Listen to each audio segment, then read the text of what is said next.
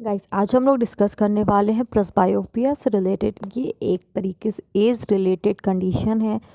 ये इसमें पेशेंट्स को नियर में देखने में बहुत प्रॉब्लम होती वाइल स्टैटिक न्यूज़पेपर या सुई में धागा डालना हो या नज़दीक का कोई भी काम करना हो, मोबाइल चलाना हो, कोई भी ए टू जेड आपको कोई भी काम करना हो, तो उस कंडीशन में क्या होता है कि पेशेंट को बिना ग्लासेस के वो साफ़ नहीं देख सकता है।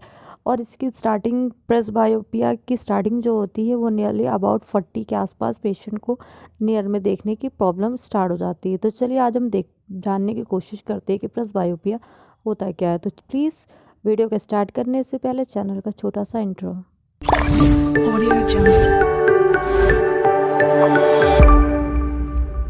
तो चलिए स्टार्ट करते हैं प्रेसबायोपिया। प्रेसबायोपिया एक तरीके से एरर रिफ्रैक्शन होता है।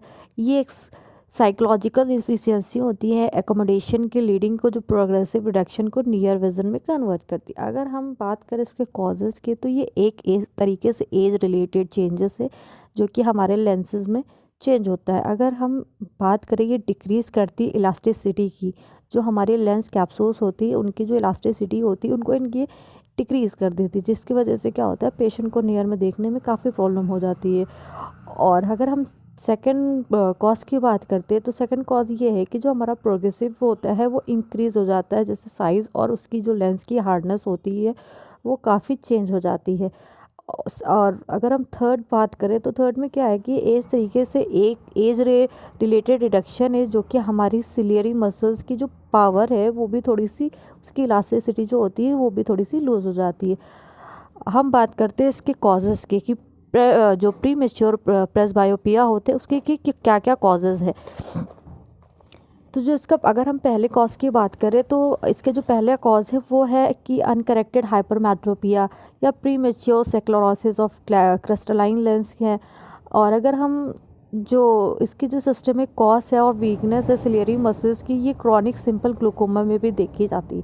अगर हम इसके सिम्टम्स की बात करें कि इसके सिम्टम्स क्या क्या है, तो इसकी जो सिम्टम्स है वो बेसिकली ज़्यादातर आपको सबसे पहले यही प्रॉब्लम आपको आएगी कि आपको नियर में प्रॉब्लम होगी। नियर का आपको कुछ भी क्लियर नहीं दिखेगा। फिर वो आपको आप पढ़ाई अगर करना है तो पढ़ाई, अगर आप टीचर है तो भी आपको प्रॉब्लम होगी बच्चों को पढ़ाने में, उनकी नोट्स चेक करने में, या आपको डेस्कटॉप, लैपटॉप, फ़ोन, कंप्यूटर, आपको कोई भी सिस्टम पे बैठने में भी आपको दिक्कत होगी। नियर प्रॉब्लम आपकी सारी प्रॉब्लम में दिक्कत क्रिएट करेगी।